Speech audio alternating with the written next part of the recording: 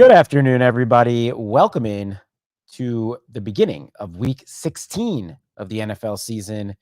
That is right. We are in the home stretch here to break down a Showdown DraftKings slate. Per usual, I am Gary Hartman, joined as always by the Showdown Virgin King himself, Cody Main. Cody, how you feeling? I'm good. I'm trying to contain myself here. The chat seems like it's going well already, but this must mean it's the start of week 16. Everyone's unruly. Everyone's ready for their season-long playoff semifinals. Everyone's ready for the best ball semifinals. I'm excited for this Showdown slate as well. We've got a lot of good action over the next couple of weeks, so looking forward to it and looking forward to getting started tonight. Yeah, happy early holidays to everyone out there. I know a big weekend coming up, not only for football, which, there's Saturday games, there's Sunday games, there's Monday games, there's tonight's game, but of course, Christmas Eve, Christmas, Boxing Day, if you're into that. New Year's coming up. Lots and lots to celebrate. Hope everyone is able to be with loved ones in the coming days. Okay, enough of that out of the way. We're not here to talk about the holidays. We are here, Cody, to talk about football. And this is an interesting game. I think it's better than a lot of the Thursday night games that we have had. And that is the Saints visiting the Rams out in LA. I think got like a 46-ish point total. Rams 4-point favorites. The Rams certainly have exceeded expectations, I think, for much of this year. Look to be well in the playoff hunt, while the Saints kind of have done what we thought they were going to do, or a little bit worse. I know a lot of people thought that they would kind of, with their easy schedule, go right out to the lead in that NFC South division. They have not necessarily ran away with it, but this is a big game for them. So when you were diving into this game, what anything to take away for you from a macro view or anything else? Yeah, I think at this point in the season, we kind of have to at least mention these things. And I know there's not too many actionable takeaways, regardless of if teams are still in the playoff picture or, maybe tanking a little bit for future draft picks, things of that nature. But I think it is important to kind of understand where these teams are at in the playoff picture. Anytime we've got a Showdown slate, you're looking for any possible angle you may have. And I think it's important to know that both of these teams very much still alive in the NFC hunt. For the Rams, that's mostly going to be as a wild card contender. They could improve their odds of making the postseason to 69% with a Week 16 win, as according to the New York Times playoff predictor. So obviously a huge game for them as a 4-point home favorite. The Saints still have a shot at the NFC South, of course. Still have a shot at a wild card berth if they do not win the NFC South as well. So they can improve their odds of making the postseason to 73%, according to the New York Times as well. So just to get that out off the bat, I think it's important to note that you shouldn't expect any funny business here. No in-game benchings, no coaches trying out random things in Week 16 or anything of that nature. Expect both of these coaching staffs to play it straight up and play as they have the majority of the season. So I think getting that out of the way is kind of important from kind of a macro roster construction perspective. It doesn't look like we're going to see anything too heavy on either onslaught side. You will see a little bit more 5-1 Ram stuff, simply because they're 4.5, 5-point home favorites now. You do have the Kieran Williams, Cooper Kupp, Puka Nacua of the world that everyone's going to want to try to get to. But the reason that you don't have this onslaught stuff looking too heavy on either side is because the value on both sides is rather ugly. I mean, we're going to be talking about Foster Moreau and kickers and defenses. The value just isn't there on either side. So for that reason, it's pretty tough to get into some of those Rams heavy onslaughts because you don't have the cheap options to play. We'll try and find a few of those. And then with that being said, like salary super, super tight on this slate. We've got a couple guys over 5 figures that we really want to play. Kind of Puka right there in that range. Chris Olave on the other side in that range that we want to play as well. So a lot that we love at the top, not a lot that we like down at the bottom. And so it's going to be tough to try and find the balance on this slate. But I think as we go through, we'll be able to find a few value pieces, but salary very, very tight. I know we've talked about this on some previous shows too, that if 49.5 is kind of your normal starting point, I think that's a pretty good starting point for a salary cap cutoff on tonight's slate to help you start being a little bit more unique. I know some slates in the past we've talked about going like 49, 49.1, 49.2. Anything under 49.5 on this slate, I think is going to be, help you start to be unique on this Thursday night slate. Okay, let's dive right in here with the quarterback position. Certainly, in my opinion, at this point, in Derek Carr's career. Nothing to say about Matthew Stafford, but Stafford has a much higher ceiling, in my opinion, than Derek Carr. Check down Derek Carly, if you will. I am impressed with Stafford. I think he looks not, maybe not prime Detroit days, but pretty close to what he was in the Super Bowl year, or 85% of it after the lost year last year. He's 1,000 more at 10K. 51% total ownership, not bad in my opinion. 7.5 captain. He is the classic with 2 alpha receivers. Probably want less captain for me on Stafford, but how are you feeling about Matthew Stafford here tonight? Yep, that's exactly how I feel. I think Stafford is a must play in cash at 10K. I think that's a very nice price tag for him. Somebody that I want in the flex if I can get him there in most or all of my cash game contests. And I'm seeing 7.5% captain ownership. We started to see the field kind of adjust to these true pocket passing quarterbacks at captain. Generally, the even for the favorites, the ownership doesn't get up that high. Maybe he comes in the 5, 6, 7% range. But I agree with you. When you've got somebody like Cooper Kupp and Puka Nacua on his own team, I think if you're getting a performance from Matthew Stafford that is captain worthy, it's just more likely that one of those receivers is optimal anyway at the captain spot. So for me, I agree. Want most of my Stafford exposure to come the flex spot. I am A-OK coming in underweight, or if I was just building a few lineups, not having any captain Stafford tonight, would much rather just have him in flex.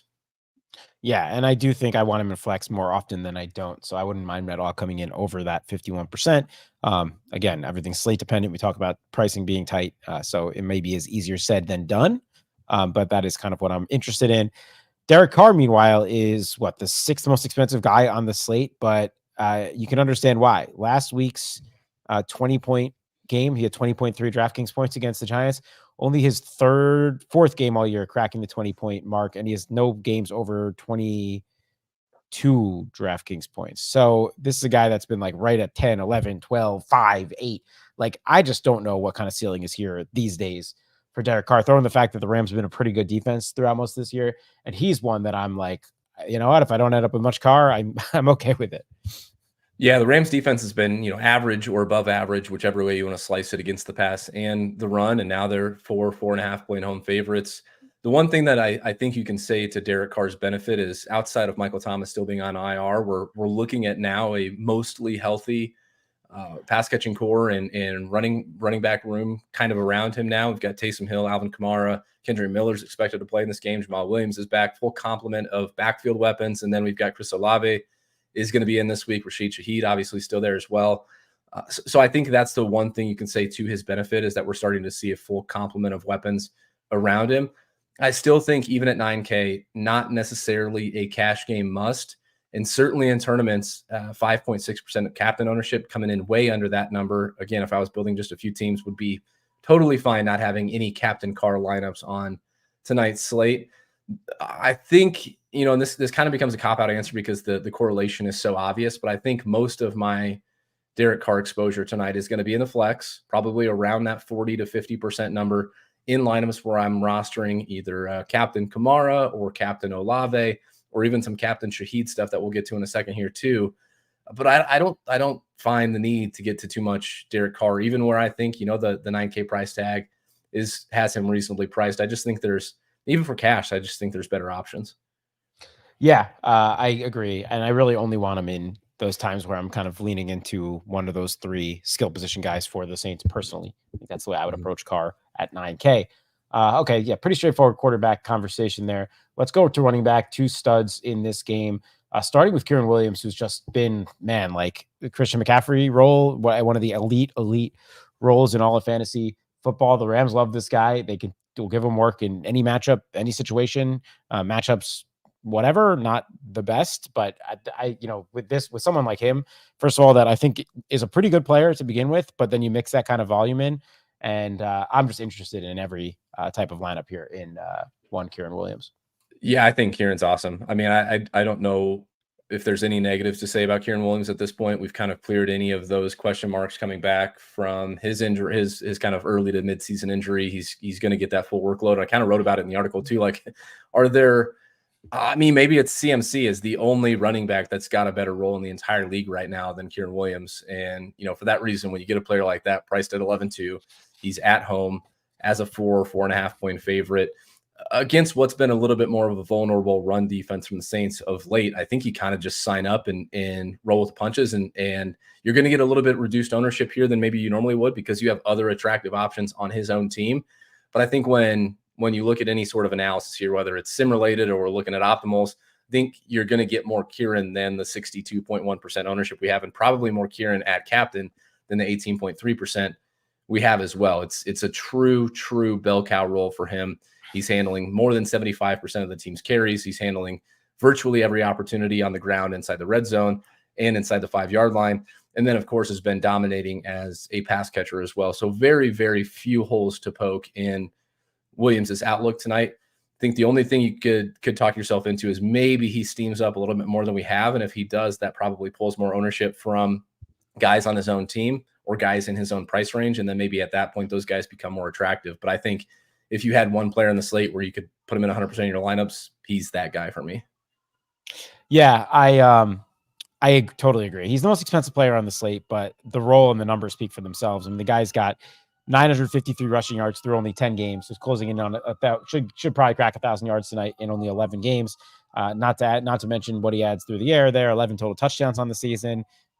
Just kind of the heartbeat of their offense at this point. And Ronnie Rivers is back tonight. They've been using Royce Freeman a little bit, but there's no real willingness to give anyone a real opportunity outside of Williams here. So do you have any interest in Royce or Rivers? I see we don't have a projection on Rivers right now. I know our projections team was kind of just discussing potentially giving him a little bit of work. Yeah, I think we might end up splitting the Royce and splitting up Royce's current work between him and Ronnie Rivers. So I think you'll see both of those guys kind of split that 2.5 base DraftKings point projection when it's all said and done. At $200, I think an MME case can be made for Ronnie Rivers. Was it just last week where Kieran had his first fumble and then Royce Freeman immediately got like the next opportunity, and it seemed like, oh my gosh, are we really gonna punish Kieran Williams for a fumble after all he's done? And then Kieran comes back, of course, and has a monster game. At 2,600, I think what it would take for Royce Freeman to force his way into an optimal lineup would truly be an injury, especially with Ronnie Rivers back, and we're not playing for injuries. So I don't think that there's much need for me to play Royce Freeman tonight. Yep. I completely agree with that. If you're fully 150 and you probably want to cover that scenario where there's an injury to Williams, you just would rather look, and you can do that. Right. I think what you could do, because you're going to end up with so much Williams tonight, probably 70% or more across an MME portfolio, or if you're building a 20 max or whatever, you can do something in the optimizers. Like if Kieran Williams does not appear in a lineup, boost Royce Freeman and Ronnie Rivers by even whatever you need to do, 8%, 16%, 24%, and then put kind of a max one. I don't want to play both of those guys together, but like max one Royce Freeman, max one Royce Freeman and Ronnie Rivers. And because they're going to project so poorly, you'll probably still only end up with 3, 4, 5, 6% total, which I think is probably okay. Yeah, I completely agree with that. Let's talk about the Saints backfield. And I know Evan wrote about it in his matchups column, but kind of underreported last week, I think, was how close the split was between Jamal Williams and Alvin Kamara. Now, obviously, Kamara is the guy that I want, first, second, and third. But Jamal Williams played a lot of snaps last week, and it's a little bit concerning if we're going to have some base down work going to Jamal Williams for Kamara and his 10-8 tag. Now, I'm still a believer in Kamara, just like on full point PPR DraftKings, having some of these 10 catch games. Maybe a little bit less likely with Olave back, and as you mentioned, kind of the health of the state of the pass catchers. But I definitely think it's something to watch for here. And also, it was reported Kendra Miller is expected to play and get a little bit of work. So I don't think Kamara is like as much of a shoo-in as maybe he was 5-6 weeks ago for being like a pure definite cash game play or someone that I am prioritizing here. Yeah, I'm kind of with you. It's going to be interesting to see how this all plays out in terms of ownership. And it just kind of seems like tiny little needles, tiny little chinks in Alvin Kamara's armor. And then all of a sudden you put all these things together and suddenly he looks like a slightly worse fantasy option. And you can start to poke holes into, how this could definitely end up being a very bear case situation for him. Obviously, we have Jamal Williams, who is back in the lineup now. They can always use Taysom Hill in those short yardage and high leverage situations as well. So you've got a guy that he's got to compete with for between the tackles work and Jamal Williams. He's got another guy that he's got to compete with for short down and distance, plus high leverage spots near the goal line with Taysom Hill. He's got Kendre Miller back, who can also steal some work between the 20s, who can steal some pass down work. And then you're dealing with all the pass catchers being healthy, all the tight ends that they want to use between Foster Moreau and Juwan Johnson and Jimmy Graham near the goal line as well. And the matchup doesn't seem all that great at this point as well. Where we get excited about Alvin Kamara is as a pass catcher. This Rams defense has been very good at defending opposing running backs out of the backfield. They're allowing the league's third highest target share at just 12.6 to Kamara's position. So suddenly kind of build all these things together, and maybe he loses some base down work. Maybe he loses some pass game opportunities because all the pass catchers are healthy. And when he is getting involved as a pass catcher, maybe the Rams defense is good at kind of stymieing those targets to his position here from check down Carr. And all of a sudden at 10-8, it's pretty easy to see kind of a bear case developing for him. So if there was a guy, all these top guys, and we'll talk about the receivers here next, I think if there's a guy that I'm most concerned about, it seems scary, but if there's a guy I'm most concerned about tonight, I think it's Kamara. Now, worth noting what game script was like last week. They had that game against the Giants dominated from start to finish. It's possible they just wanted to get some tread off of, Kamara's tires. Jamal Williams is a trusted kind of run out the clock guy. We've seen that for a lot of his career. So I'm not surprised necessarily. The split that was, and I have an Evans article here. Kamara outsnapped him 32-29. I mean, 3 more snaps. That's all he played than Jamal Williams last week. To me, that's concerning. But Kamara still had 21 total touches, right? He had 16 carries for 66 yards, and he had 5 for 44 through the air. If he punches one in, that's well into the mid-20s again in points, and you're like, all right, it's fine. So it's like, you really could paint a bear or bull case here based off everything you just said, based off what we've seen from this role for most of this year. Probably the guaranteed 5 catches that are in the bag here at the very least, if he takes one of those to the house. So yeah. Anyway, that is a good point. It's really hard for him to outright fail with that PPR floor that he has. It feels like at this point, 5-6 catches is kind of a floor for him. And if game script goes as we expect with them as 4.5 point road dogs, regardless of how good the Rams defense is against running backs, I still think he's probably going to get those catches. So it's really tough for him to completely fall flat on his face, but he's got to do a lot to pay off that 10-8 tag. Guys, let's keep it friendly in chat. No name calling. We're all friends here. Anyway, I agree. I agree with that. All right, let's go. So Jamal, so I guess level of interest in Jamal or even Kendre. I don't think they're going to get too cute with Kendre because, as you mentioned, this is a big game. Like, this isn't like the Chargers we're talking about where they could just now run out all these different guys to get looks at. I did see some sort of tweet that they're planning on giving him a little bit of work. He'll be active or something like that. So, we do have a projection there. I don't think you could really get there in any kind of small field or cash. I mean, in a 150 set, if you wanted to sprinkle in a percentage or two, fine. But I guess Jamal Williams is the more interesting guy. We know he could be a successful goal line back if they want to give him that work. And if we do see a repeat of last week where like the snap share is almost split with Kamara at 4-2, that seems like a pretty good price. Yeah, these coaches are creatures of habits, and it's a what have you done for me lately type of thing. And like you said, this is a big game for them. I don't think suddenly, coming back, they're going to give a bunch of work to Kendre Miller. I'm sure he'll be involved a little bit, but I think this is going to be the backfield of Alvin Kamara and Jamal Williams. Jamal Williams at 4,200 is tough because it's going to be all between the tackles work. And even when they get into scoring position, you got to kind of fade either the Jimmy Graham, goal line touchdown or Taysom Hill getting involved there as well. Yeah. So it's not the Lions last year where you just know they're giving it to him 3 times. Yeah. So I think the way that I would deploy Jamal Williams would be in lineups that are I said almost at Lions, in lineups that are Saints heavy as kind of a way to play into that narrative that the Saints are maybe playing with a lead and giving a few more opportunities to Jamal Williams. To be fair, the 11, 12, 13% ownership wherever he lands is fair for him. And I do want a little bit of exposure just in the right lineup. So maybe stuff where I've got 4 Saints, 2 Rams, or even 5 Saints, 1 Ram. I think that kind of makes a little bit more sense for rostering Jamal Williams. I know we talk often on Showdown about not limiting our rules too much, like letting running backs from the same team go together. This would be a spot if you wanted to be a max one of these 3. I would really understand it, especially when you take into account Taysom Hill's involvement as a runner. I just think, and Kamara's price. And like the way Jamal wins is going to be through volume probably, and like taking a lot of that base down work, right? Like I'm comfortable being a max one tonight. And I know a lot of people, that's kind of like, people get upset about that type of thing in Showdown. But in this particular spot, I kind of am comfortable. I'm with you. The tags are tough, man. The one thing, and it's kind of a simpleton way to approach this, and I don't necessarily advise it, but just look at the combined price tags of the two players you're considering. Do you think they can, do you think these combined players could pay off a 15-2 tag, right? And if you're getting a ceiling case from one of them, it's likely that the other one is probably failing. So I think you have to consider those two things. That's a lot of money to spend on one backfield. Yep, totally. All right, I think that was a good breakdown of the Saints backfield there. All right, let's stay on the Saints side. We'll go to the pass catchers here. Chris Olave is back. I'm happy about it. I got a best ball mania team in the semifinals with Olave. It's actually, I got Stafford Cup and Olave on that one, so I'm rooting for this game in that one. Yeah, so it was all about that week 16 correlation. I'm sure I did that intentionally.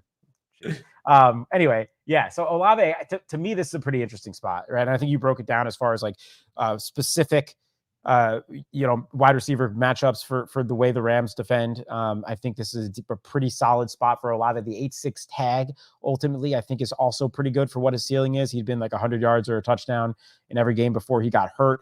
Now, we haven't really seen a massive explosion ceiling game because he can't seem to put those 100 yards or touchdown games together. He's getting touchdowns or he's getting 100 yards.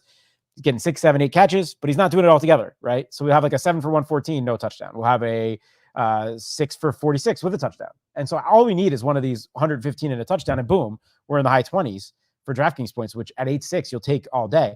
I see some people in chat talking about his health, if they think he can get through the whole game. Curious if you have any takes there. And I mean, if you can't tell, I'm kind of bullish on Olave here. Do you have any thoughts?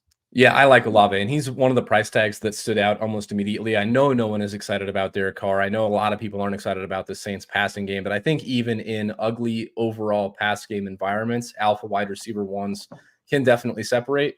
And I think Olave is absolutely that. We want this game to kind of play as Vegas expects, with the Saints being 4.5-point dogs. We kind of want them to fall. Maybe the Rams go out and score early, and suddenly we've got the Saints putting their foot on the gas a little bit more in terms of their pass rate. I think if that's the case, we could see one of those 10-101 type performances from Chris Olave that we've been looking for. And we've seen these games come together for Amon-Ra St. Brown, for example, in big ways, and all of the other alphas, of course. But like when they can put together both of the things that you talked about, score a touchdown, catch a bunch of balls, and get the yardage, we just haven't seen Olave do that. That doesn't mean he can't, and that doesn't mean he won't tonight. I think it'd be a great opportunity for him to do so. Leading the team in target share, leading the team in air yard share, leading the team in end zone targets, all three of those factors are generally, when they line up, are pretty good things for a wide receiver that's priced at 8,600 and at least has competent quarterback play under center for him. I think you're going to see ownership creep up a little bit here, because I think he is fairly not easy to get to, but I think it's an accessible price tag. So maybe he comes up to 45, 50% or so, maybe 10, 11% at captain ownership. I think both of those numbers are appropriate. For me, still personally, I think I want to come in over where he's at in the flex and over where he's at captain. I think 15% or so ownership exposure across your own portfolio is perfect for somebody like Olave, and pairing him up with Carr will kind of help you get to a unique start there a little bit too. So I like the captain exposure on Olave tonight. We are in agreement. The next player is probably the most interesting player to discuss on the slate, and that is our Gabe Davis play of the night in Rashid Shaheed. I feel like every Showdown slate we have a Gabe Davis, right? Where it's, running as the wide receiver 2, super big A-dot, large, huge, explosive player, with major upside, but probably overpriced, playing very firmly behind the alpha wide receiver 1. And yeah, I mean, I love Rashid Shaheed as a player. You can also say he sprinkles in a little bit more as a returner. So maybe, slight upside there if you can take one to the house, if you're looking for an extra percentage point of upside or something like that. But, not too much ownership, because that 7K tag's hard to get to. We know there's like 2 for 80 and 2 in the bag. How are you feeling about Shaheed? Yeah, you know how I feel about Shaheed. Look, like honestly, these Gabe Davises, Mike Williams, Rashid Shaheeds, they're not all the same, but really they're kind of all the same, right? if you just had a lifetime fade on these, quote unquote wide receiver 2s that are high A-dot, explosive type players, if you just had a lifetime fade on them in Showdown, you would probably be up massively on Showdown. But But the one time that you hit, you feel like a freaking genius. And so it keeps you coming back. And, I think we're probably going to approach a point where I settle in on Shaheed's ownership, really high teens, 18, 19%, really low 20s, 20, 21%, somewhere in that range. Same thing with captain, 3, 4, 5% captain ownership. And suddenly I'm seeing myself, well, okay, yeah, most of the time he's going to give you 5, 6, 7 DraftKings points. But what about the time that those 14.5-yard ADOTs turn into, like you said, 2 for 80 and 2? And, I think because there's so much value in finding these low-ish owned guys that can truly give you that nuclear upside in Showdown. And look, 20% on a Showdown is really low owned. I think if you get him in that range, you have to take some shots. And, just look at his game log. You know that there's a lot of 3s and 5s and 7s out there, but he is one of those guys who is going to come in right around 20 and can give you 20 DraftKings points. So know what you're getting, know what you're signing up for. If you get the sense in the contest that you're playing that he's not going to be kind of in that 20% ownership range, I don't think you need to play him. Anything over that range for me is probably a little bit too much.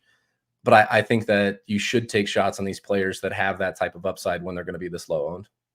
Yeah, Shaheed's such a fun player, man. I think he's like legitimately good at football. If Jameis Winston was the quarterback, I would be super, super excited about playing Rashid Shaheed. Even though he'd overthrow him like 4 times, he'd probably have like 2 more targets and like a 50% chance of a better chance of converting one of them.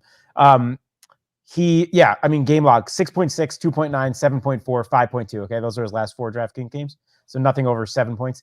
Then 27.3. That was the 3 for 153 and a touchdown against Indianapolis. Then 7.2, then 18.3. Then he had a bunch of single digits games and he had 20 in week 1. So he's got like 3 games out of he missed a couple games, right? 3 games out of like 10 or 11 where he's over 20 points. So you'll take those odds for sure. And so 7K though, they're making you pay up for it. So it's like, I like him. I go back and forth on the car part of this. And I think this is an interesting conversation. People are saying like, do you need Carr in your flex when you Shaheed captain or just when you have Shaheed in your lineup in general? I actually feel less strongly about needing Carr with Shaheed than I do about needing him with Olave or even maybe Kamara. Because I think those guys are like when the whole offense is humming together. Where Shaheed, like I mentioned, that 3 for 153 and 1, that's 27.3 DraftKings points, and that's on 3 catches. Yep. It's possible that Derek Carr only throws for 40 more yards than that, and no other touchdowns, and is not optimal. So I think that the way Shaheed scores, where it could be like one literally 80-yard bomb, and then you just give me 20 more yards and you're in the bonus. I don't know how important Carr is to Shaheed's upside compared to Olave, where it's volume, yards, and touchdowns. Does that make sense? The one thing I'll push back on there, I agree with you for the most part. Part of the reason why Carr might be less necessary with Shaheed is because Shaheed's price is also cheaper. So you don't need, and $8,600 isn't that expensive. Maybe this is a bad example just specifically for this offense on tonight's slate. Maybe if Olave was like 10.6 or 9.6, somewhere maybe more appropriately priced, this would be a better conversation. But like when a receiver is a little bit cheaper, they can do less to be the optimal captain. And when they have to do less, that means their quarterback also has to do less or is doing less. And so for that reason, I think that makes sense. The one thing I'll push back on though, like Olave could get there on straight volume. And you could see Kamara do this too, where they just have 12 receptions and maybe the offense sucks and Carr sucks and it's 12 receptions for 87 yards. 12 receptions for 87 yards is damn good on DraftKings. Rashid Shaheed is never getting you that. Rashid Shaheed is almost always paying off as either a yardage compiler because he's catching those deep targets or as a touchdown compiler, most likely both. And if that's the case, like if you're getting a 150 and 1 from him, that means you're probably getting a pretty good chunk of yardage and touchdowns from Derek Carr as well. So I see the argument from both angles. The only reason I am a little bit more okay with like not playing Carr with some guys or players like Carr with the volume type guys is because you can really get there when they just rack up those receptions, even if it's in a really inefficient manner. Yeah, that's a great point. And I guess I wasn't clear. I think you could play all 3 of the Saints studs skill position players without Carr. Plenty. Yes. I'm not worried about that. I would rank Shaheed 3rd of the 3, maybe Kamara, because Kamara is really like when he's hitting this year, it's like the 12 catches. It's close between Kamara and Shaheed of like the one that you least need to pair with Carr or least want to pair with Carr. Or Olave to me would be in an own tier. But you're right, because Shaheed could go for, as I said, 4 for 80 and 2. And if you're getting 2 passing touchdowns from Carr with at least like 200 yards, unless this game goes to like 60 points or total points or something like that, then he's probably going to be in the end zone too. So you can really paint, again, this is what we talk about. You're painting yourself a picture. You're telling yourself a story. You want just your lineup to make sense within that story, right? So if you are playing Shaheed with Carr, I don't know, maybe you're thinking it plays kind of more around the total, where if it gets up to like crazy numbers, and maybe then it's going to be all studs, and the Carr 280 and 2 might not even get it done. So all things to consider. Okay, interesting conversation there. Let's talk about those secondary receivers before we dive into this tight end conversation, because there's a million of them. A.T. Perry, Lynn Bowden, looks like those have been the guys of late. We have a bigger projection on Perry. I know Bowden was running actually, I think, the most receiver routes most receiver snaps last week, in front of Shaheed even. So I don't know, maybe he's kind of a trusted guy at this point. But with Olave back, to me, this is a max 1 spot between Perry and Bowden, and it's really kind of just a large field tournament spot to me only at this point. Yep, I agree on both fronts. A.T. Perry and Lynn Bowden's route participation has been up since week 10. Of course, that coincides with Michael Thomas going on IR, but it's also been up since Rashid Shaheed has been missing games. Rashid Shaheed missed week 13 and 14, and Chris Olave missing games as well. Olave just missed last week. So it's tough to say exactly how the route participation is going to look like here. I think with Shaheed and Olave healthy this week, that we end up seeing A.T. Perry play a little bit more. I think Lynn Bowden got a little bit of a boost last week and in week 14 because of Chris Olave going down, and week 14 because Shaheed was out.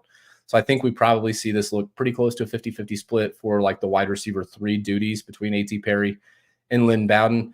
This might be a little bit of a preseason bias here, but I think I side with our projections and side with A.T. Perry at 3,200 and a higher base projection and lower ownership. I think all of those things kind of make sense to me. So if I was looking for a guy to kind of punt with or look for an ownership discount on, for me, that guy would be A.T. Perry. Again, like you said, though, large field tournament type thing only for me.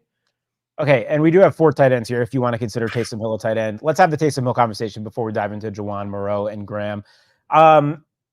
Listen, this is going to be the same thing on any single game slate with Taysom Hill. He's going to be priced into the 6-7K range. We know there's massive touchdown upside.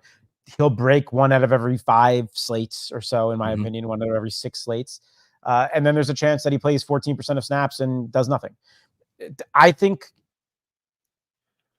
there's, more often than not, he'll do something. Now, if it's enough to pay off the 6,600 tags, is another question.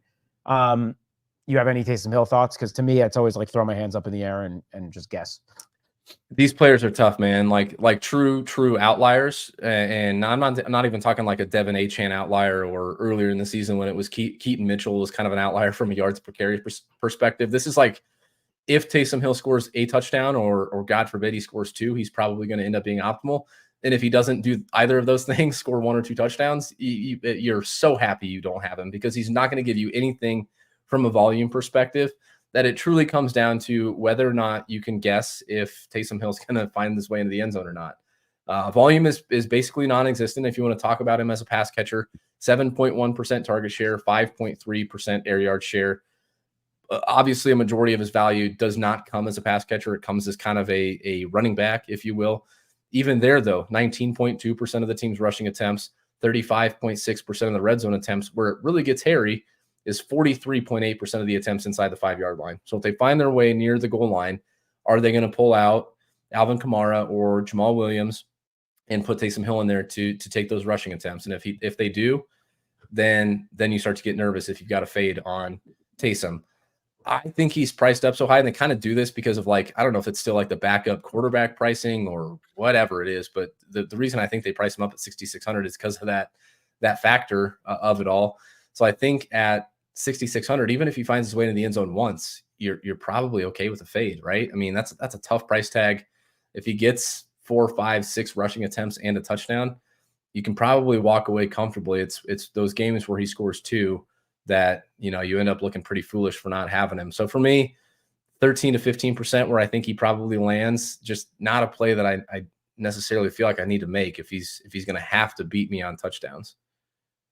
Yeah, I agree with Chat that I want to play him at captain when I play him. 2 weeks ago, he had 13 carries, right, for 59 yards and a touchdown. He had 2 touchdowns in week 8. I think that's his only 2 touchdown game. He's got 6 total touchdowns on the season, but he's got 2 games over 20 DraftKings points this year. Another one with 15.4, which was that 13 carry game a couple weeks ago.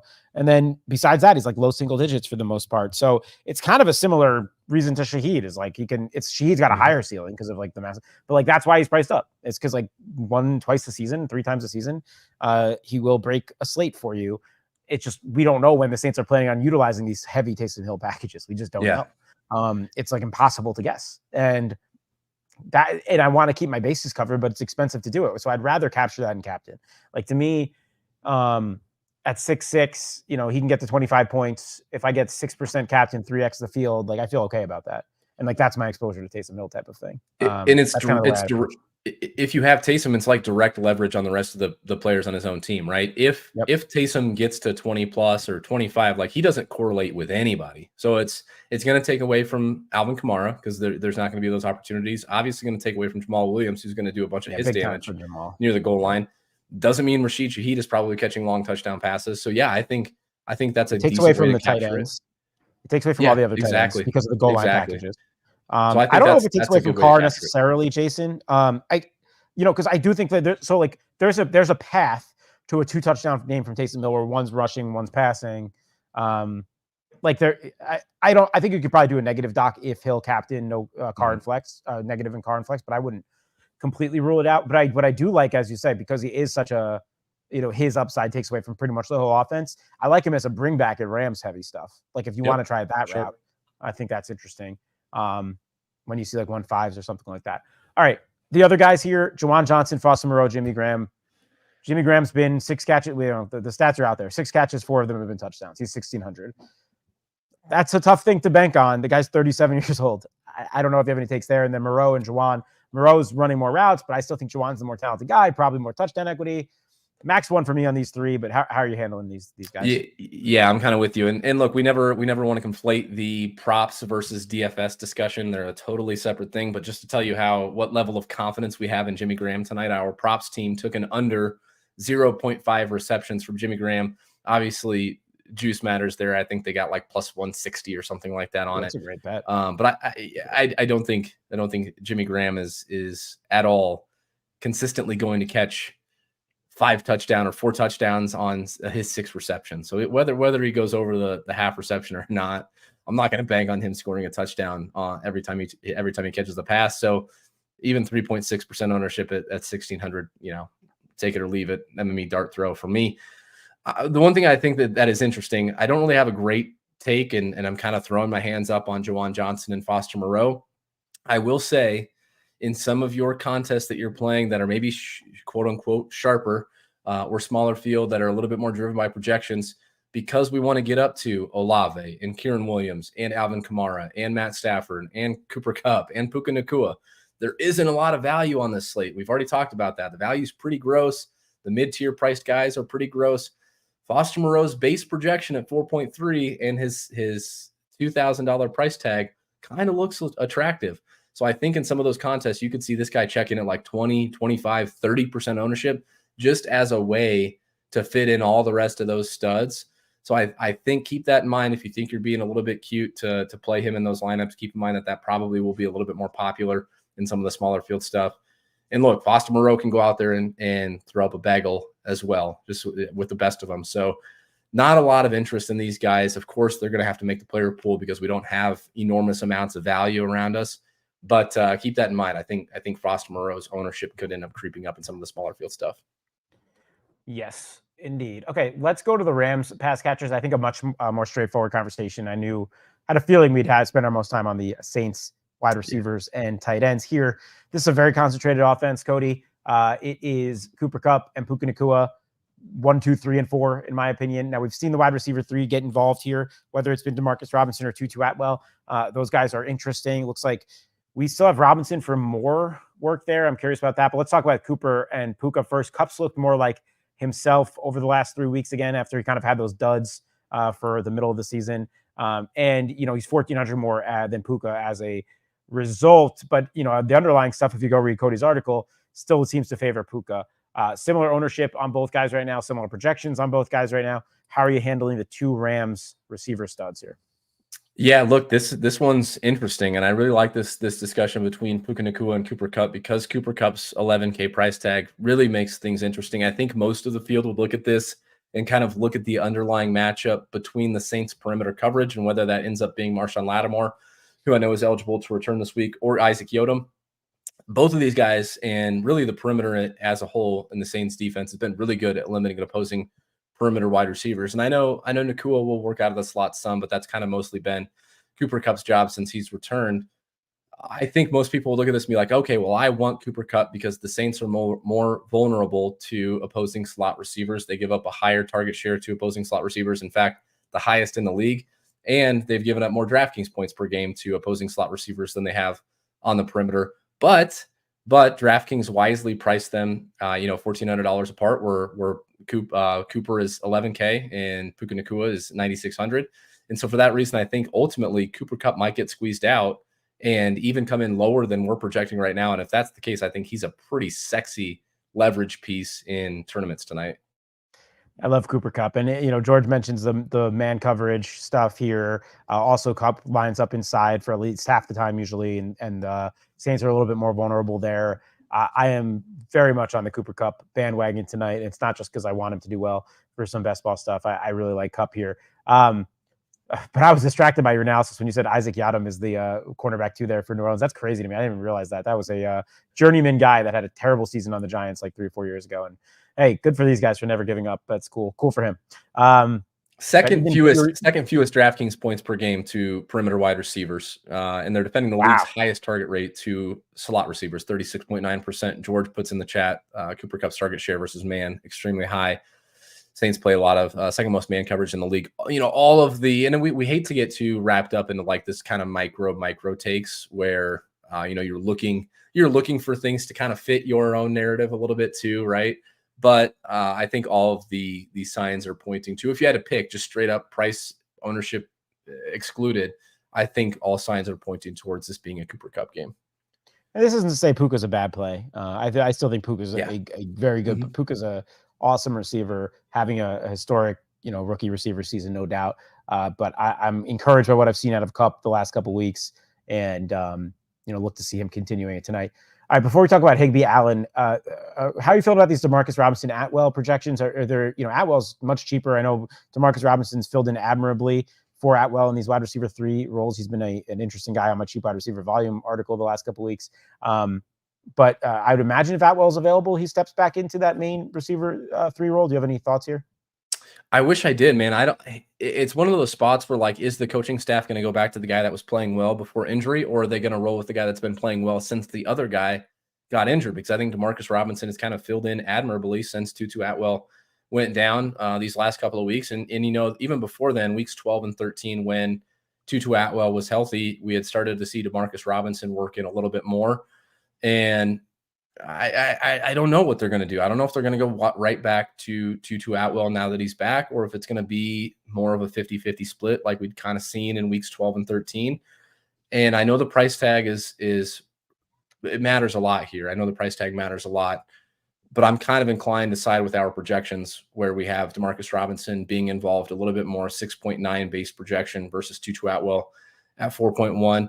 And because of that cheap price tag and because of how hard it is to fit all the studs that we want on the slate, you are seeing Tutu Atwell come with quite a bit of ownership. 20% plus on this slate is not nothing. And I think he's live to airball just like a lot of these other guys are. So I know it's tough to get up to Demarcus Robinson. It's not exactly a 1-for-1 conversation. But for me, where I think ownership matters and I think Demarcus Robinson's more involved, I think he's my preferred option out of the two. Yeah, man, I'm trying to figure it out. It is a tough spot. Maybe that's the spot. I'm curious if the rest of the industry maybe has Atwell projected a little higher, and so you're seeing even more ownership there. I know it's also a salary thing, but yeah, I mean, we have legitimately 3 points almost separated between the two. Like that's not nothing. Like I would talk to the projection team about closing that gap possibly, but I don't want to force things. Atwell's had that role all year. I don't know if he's just going to get Wally pipped because like the journeyman Demarcus Robinson came in for a couple weeks. So I don't know. Honestly, I don't know. It's a tough one. We also say like, hey, the Saints are a little bit vulnerable against a slot. Like Tutu's like a true slot type guy. I know they line him up outside, but profile wise, to me, he's like more of a slot type guy. I don't know. It's interesting. Well, I think this is a big spot to get right if you're into Rams heavy stuff, though. This is a huge spot to get right, and if you think because maybe we're low and maybe we're influencing the market a little bit on Tutu, like you can go back to even week 6, 7, 8, 9. The route participation here between these two guys, it clearly favored Tutu Atwell, and it really just started to shift very recently. Week 9, 79% route participation for Tutu. Week 11, 88%. And then all of a sudden in week 12, 62% route participation for Demarcus Robinson, 38% for Atwell, 54% for Robinson in week 13, 46% for Atwell in week 13. And then, of course, Tutu goes down early in week 14. Demarcus Robinson basically plays every snap in that game and then plays every snap in week 15. So I guess what our projection team is expecting is maybe it comes back to like this week 12/13 split where it's like 40-45% Tutu, 50-55% Robinson.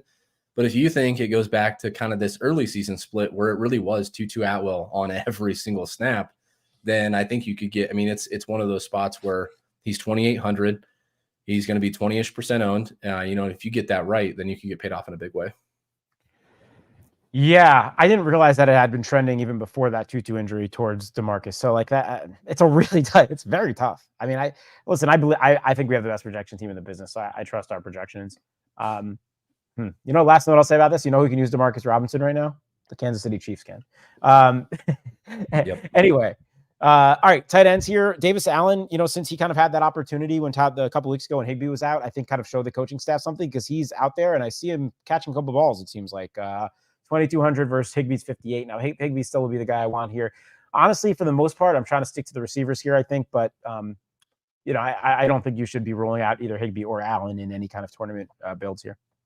Yeah, I'm with you. It'll be interesting to see what happens. This being Tyler Higbee's second game back, it was a 61% route participation in week 15, and like you said, Davis Allen stayed on the field. He didn't completely go back to nothing like he was in weeks 1 through 4, through 13. He was out there for 26% of the dropbacks. I think somebody that you can consider in MME type stuff. I talked about, I think on the last Showdown show that like these low volume or middling volume, low ADOT tight ends that really need to find the end zone have kind of been my Achilles heel this season. And I look at Tyler Higbee the same way. A guy that's got a pretty low ADOT, 5 to 6 yard ADOT, a guy that's got middling volume, going to come in with like a 14% target share or somewhere in that range. I think at 5,800, he's got to find the end zone in order to beat me. And I'm generally willing to bet against that happening. So I'm probably going to end up a little bit underweight on Tyler Higbee at 5,800 and hope to God that he doesn't find the end zone. Yeah, I agree there. Okay. We are running a little bit over. Let's go to DSTs and kickers here. Cody already had the chat. Somebody in the chat asking about Captain Rams D. I guess let's start on the DST side. Ownership about exactly the same. Higher projection on the Rams D. $400 less on the Saints D. Captain ownership the same. Everything very identical here. How are you feeling about defenses on this slate? Yeah, I wrote up the Rams defense as one of the value pieces. That's pretty rare for me, but we've talked all show about how gross the skill position value is on this slate. And I think part of the reason why the Rams defense looks so attractive is because of that reason. I think they make sense in cash if you need to go there at 3,800 at home, 4.5-point favorites. They get to go up against a Saints offensive line that ranks 29th in ESPN's pass rush win rate.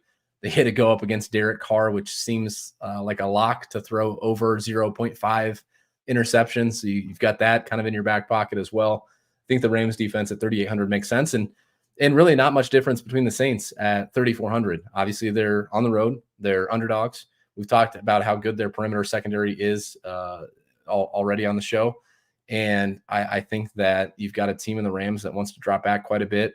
Matt Stafford has been great, career renaissance for Matt Stafford, but I think the fact that they'll be dropping back plenty in this game should at least give the Saints some opportunities to create some turnover-worthy plays, and at 3,400, they make a ton of sense as well. I do think, though, it's going to be tough to get away from both of these defenses simply because of the value that they provide at their respective price tags. I think you'll see both of them come in fairly owned, and we're already at 23.5% and 24%. I think they're going to be pretty popular. Yep. Yeah, I think both these pass rushers could have some success tonight. We'll see. Mm-hmm. Aaron Donald's been mostly back to himself, over the last 6-7 weeks. So he's like top 5-10 in the league in all pass rushing metrics and pass rush win rate stuff. So I wouldn't be surprised to see him kind of feasting on Derek Carr tonight, forcing him into a turnover. So I agree. I kind of like the Rams D a little bit more, but no huge takes there. Kickers, two names that I'm really barely familiar with. I know Blake Group has been there. This Lucas Haversick guy. Don't know much about him. You have any thoughts on these kickers? Yeah, I mean, it's a good kicking environment. You've got a decent total here. I think last I looked, it's at 46 or 46.5. Of course, I'm always going to, this is kind of just my belief, but generally going to side with the team that's at home and is a favorite. So for me, Rams kicker Lucas Haversick is the piece that I would be looking at, especially if you need something to round out a cash game lineup, or you've got a good tournament team that you like but don't have a final piece, and you've got 4,800 or so left. I think Haversick makes a ton of sense, even at 29.6% ownership. The skill position value is just gross, man. And this is a dome environment and a team that's got a good total, a team that should be finding their way into scoring position, but maybe doesn't actually close the deal. A couple of field goal opportunities for Lucas Haversick seems like a decent play tonight. Cool. All right. I think that just about does it here. Do you have anything else to add, Cody, before we kind of dive into flag plants? I don't think so. I saw somebody noted for Marquez Callaway, 21% snap. I mean, he ran around on 10% of dropbacks last week, and that was with Olave out. Yeah, I don't think we really need to go there on this slate. I think there's probably better options now that we've got a full, healthy receiving core there. Yep, agreed there. Looking if there's any other questions that we could have gotten to here. Mentioned we talked about Jason's captain with the Hill correlation. Okay, I think. Brandon asked before, so many studs. Any chance of 0 on a min salary guy wins a tournament on this slate? No. Yeah, I would agree with that. Are there any? We were seeing some slates earlier in the season where we were taking some cheap captains to plug in as many studs as possible. Are there any guys like that tonight? Like, would you consider Shaheed that guy tonight, or anyone even cheaper? Probably one of those like 5K pass catchers that I kind of poo-pooed. They would be the guy that I think maybe gives you like 15 or 16. And if they give you 15 or 16, then, and you hope the rest of the studs give you like 18 to 20 or 21 or 22, then that makes sense. But I don't see a lot of cheap options that would get you there tonight. Yeah. All right. I agree. All right, Cody, go ahead with your flag plant to kick off week 16 here. Yeah, I could go Shaheed, but I'm going to actually lean into the matchup narratives here and go with the player that is the most expensive player on the slate, second most expensive player on the slate. I'm sorry. I think going to be a little bit of leverage off of the most expensive player on the slate. I'm going to go with Cooper Kupp at 11K. I know he projects right there around Puka Nacua, but I think if there was ever a game specifically for Cooper Kupp to go off and Puka Nacua to get held in check a little bit, I think it's this one against the Saints defense has been very good against perimeter receivers, has been much less good against slot receivers, where Cooper Kupp is running 56.6% of his routes. The Saints are allowing the league's highest target share to opposing slot receivers at 36.9%. I think there is a massive game in Cooper Kupp's range of outcomes tonight. I absolutely love it. Was in my short list as well. If you went with the Saints guy, I was going to go with Kupp. And if you went with Kupp, I'm going to go with one of these Saints receivers. The question is which one. I like Shaheed. I do.